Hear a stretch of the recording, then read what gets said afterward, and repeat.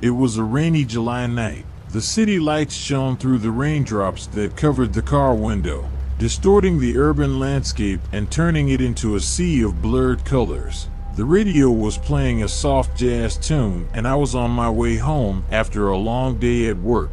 However, driving at night, especially on a stormy night, has never been my strong suit, and that night the insecurity seemed more intense. The streets were darker, and the real feeling of unease began when I stopped at a traffic light. Out of the corner of my eye, I noticed a hooded figure approaching my vehicle. On an impulse, I locked the doors. It was a man, and he hit the passenger window hard. I swallowed, feeling a tightness in my stomach. He seemed to want me to open the window, but I denied it with my head. He pointed a gun at me, gesturing for me to open the window. Panicked, I looked around for help, but there was no one around. The traffic light seemed to be red for an eternity. Without thinking twice, I hit the gas and sped off, giving him no chance to react. In the rearview mirror, I saw the man lagging behind, but he soon disappeared into the darkness. The sound of my heart beating loudly echoed in my ears. I took a deep breath, trying to calm down, and kept driving until I got home. However, a few minutes later, I noticed a pair of headlights rapidly approaching through the rearview mirror. A car was following me, and it wasn't just any car. It was a black sedan with tinted windows. I accelerated, trying to get away from the vehicle, but it was still on my tail. I turned into a side street hoping to lose him, but he persisted. The rain made visibility difficult, and the sound of the tires on the wet asphalt only increased my fear. Who is this person? I wondered. Was it the same man or someone completely different? The questions flooded my mind, but the priority was to keep myself safe by driving through unfamiliar streets, trying to lose my pursuer. At every turn, I hoped he would give up, but the black sedan remained behind me. In an act of desperation, I turned onto a dirt road. The rain had turned the road into mud, and my car was skidding. However, when I looked back, I noticed that the black sedan was also struggling to keep up on the muddy road and had managed to gain a good distance on it. It was my chance to escape, so I accelerated hard into the cane field. I was sure he hadn't seen me. I turned off my headlights, hoping that the black sedan would drive straight past. Minutes seemed like hours, but finally I saw the black car pass by without noticing me. With trembling hands, I grabbed my cell phone and called the police. They instructed me to stay where I was until a car arrived. It was the longest wait of my life. When the police finally arrived, they searched the area but found no sign of the black sedan or the hooded man. But one thing was certain: I wouldn't be driving alone at night for a long time. Later, I found out that there had been several robberies in the area with the same information: a hooded man approaching drivers at traffic lights. The police believed that the black sedan was linked to these crimes. Even months later, the memory of that night still haunts me, but that experience also taught me to always be alert and never let my guard down, no matter how safe I might feel.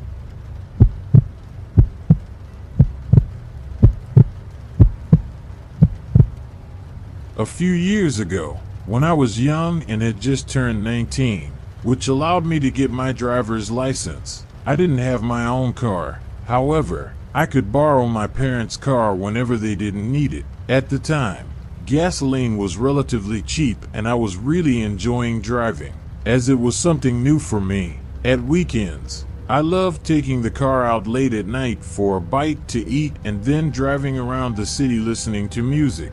I think it was so nice because I could finally be alone, which wasn't very common living with my parents. One Saturday, I took my parents' car and stopped by a 24-hour McDonald's to get a drink and a snack. After that, I started driving aimlessly. I never had a planned route. I just drove wherever I felt comfortable. I usually avoided places with a lot of traffic. My city had many side roads that connected the neighborhoods, but they were rarely used because the main roads were faster. I turned onto one of these side roads that led to a very nice neighborhood with expensive houses. I hadn't driven far when headlights started flashing in my mirrors, and I saw a car approaching from behind.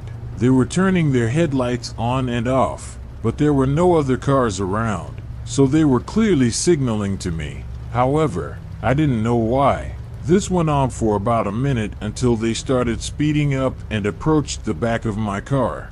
I still didn't have much experience behind the wheel and didn't know how to deal with this situation or what to do. I kept driving, hoping to reach the neighborhood and find a more discreet place to stop.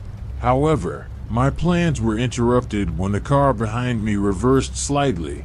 Then I heard their engine rev up and they crashed into the back of my vehicle. My car lurched forward and I was stunned for a moment, but it seemed that the damage wasn't serious.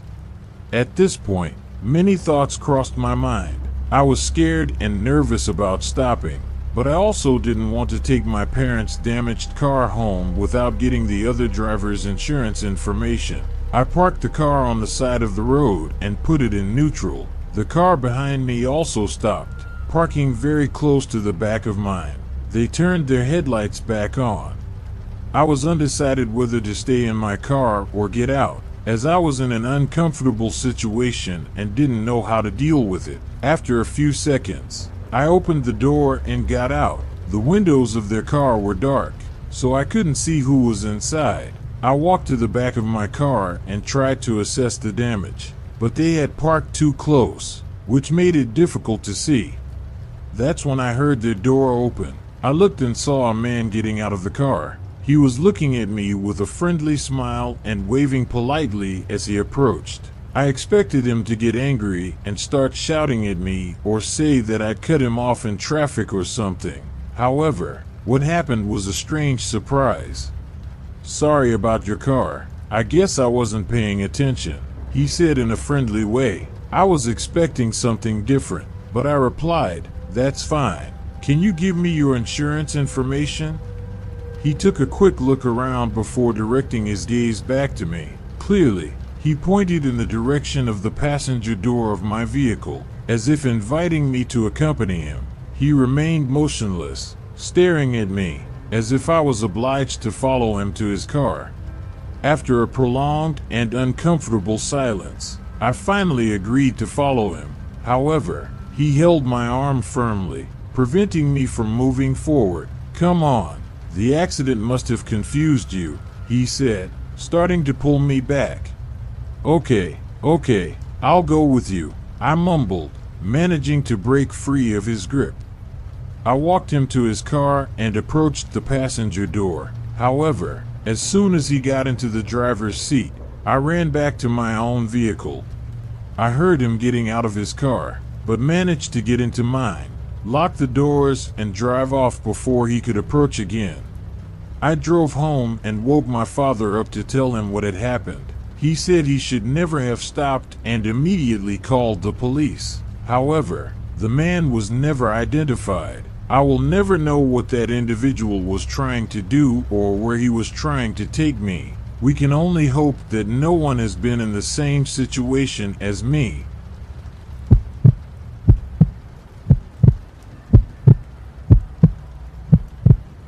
It was around 2 or 3 in the morning and I was making a delivery. At the time, I worked in a 24-hour Italian restaurant, so we often delivered pasta, soups, and pizzas. We didn't have designated delivery people. We simply dealt with the deliveries as they came in.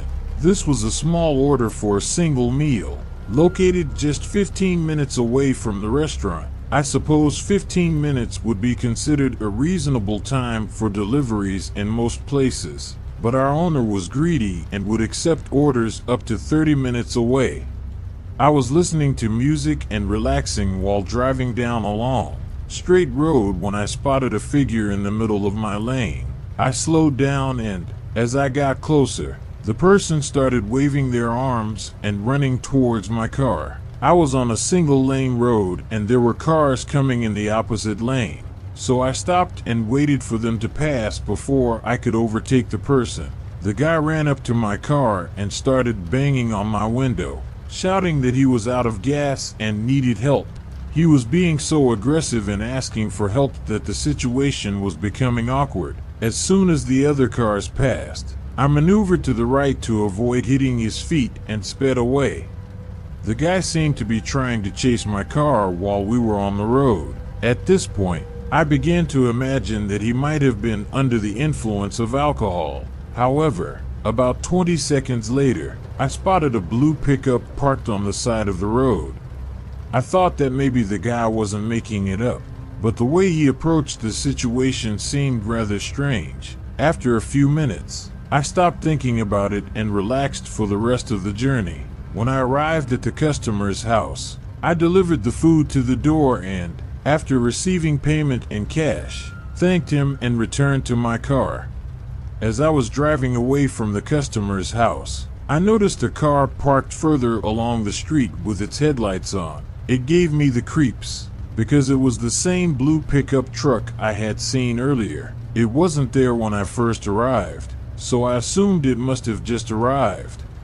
I got into my vehicle and looked in the rearview mirror for a minute before starting to reverse, as I couldn't stay in the driveway of the client's house for too long, as it would look strange. I drove down the street towards the pickup truck, and as I passed it, I could see the same strange man staring at me from the driver's seat. I hit the gas harder to get away as quickly as possible, but through the rearview mirror, I saw the pickup make a U-turn and start to follow me. The way back to the restaurant was a long, straight road with few cars or places to stop. Just a minute later, the pickup came up behind me. At that moment, I realized how insane this individual seemed to be, blocking me in the middle of the road. His demeanor was terrifying. I reached into my pocket for my phone and dialed the emergency number 190 as the pickup rapidly approached. I informed the operator that I was being followed by a dangerous man in a blue pickup truck, giving the name of the road I was on and the direction in which I was heading. The operator informed me that a patrol was only 2 minutes away and asked me to remain calm and keep driving until I found them. I followed the instructions, but just a few seconds later, the pickup accelerated and moved into the opposite lane of traffic to overtake me. I braked immediately as he threw himself in front of me, blocking my way. I stopped just a few centimeters from the pickup. My heart was racing and I was in shock. Just then, I heard his car door open and footsteps rushed around the truck towards my vehicle.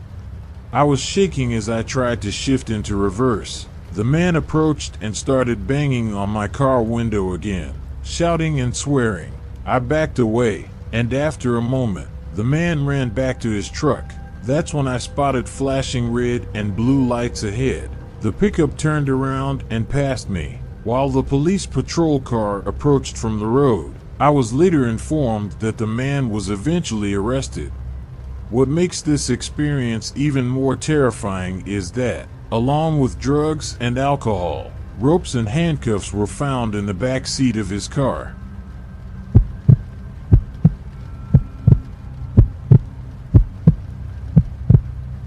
I was visiting my family over the holidays and made a short trip to and from my parents' house, staying for a little over a week. On a Tuesday afternoon, at around 3 p.m., I started my journey home. The first few hours were spent driving through the city, followed by an hour through the suburbs. Finally, I reached the long, narrow highway at around 10 p.m. The road was completely empty, and I was starting to get drowsy, my eyes almost closing. I decided to turn off the music, as it was only making my drowsiness worse. Then I saw a small light flashing on the road ahead, which was the reflection of my headlights shining on a car parked on the shoulder. It looked abandoned, but it was dark and the windows were tinted. Getting stuck there in the middle of nowhere would be terrible, as the nearest town was an hour away. I kept driving, keeping my eyes open just in case someone was walking along the side of the road. However, a few minutes later, I saw another light, this time in the rearview mirror. It was so bright that I could barely see the car itself, just its lights. It seemed to be relatively close, so I started to slow down to allow it to overtake me.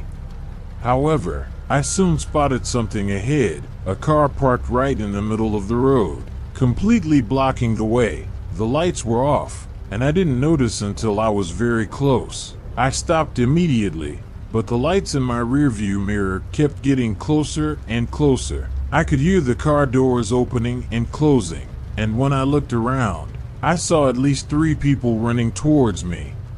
I panicked completely and veered off the road, into the trees in an attempt to get around them and back to the other side of the road, avoiding the cars blocking the way. I was so focused on not hitting a tree or getting stuck that I didn't even notice if they were following me. About 10 seconds after I left the road, I heard a shot being fired, hitting something in front of me. I was shaking and panicked and ended up brushing against the side of a tree as I tried to get back on the road. Another shot was fired, this time hitting the back of my car. Finally, I got back on the road and accelerated away from the scene. As soon as I got far enough away, I tried to call the police, but my cell phone was completely dead. I was driving well above the speed limit, knowing that there was no security nearby. After about 10 minutes of driving, I finally got enough signal to call the police. Fortunately, the attackers didn't seem to have chased me after the incident, although they were never found, at least as far as I know. I hope they were just planning to rob people, but the way they were prepared in the middle of nowhere and willing to use weapons makes me think they could have been planning something much worse.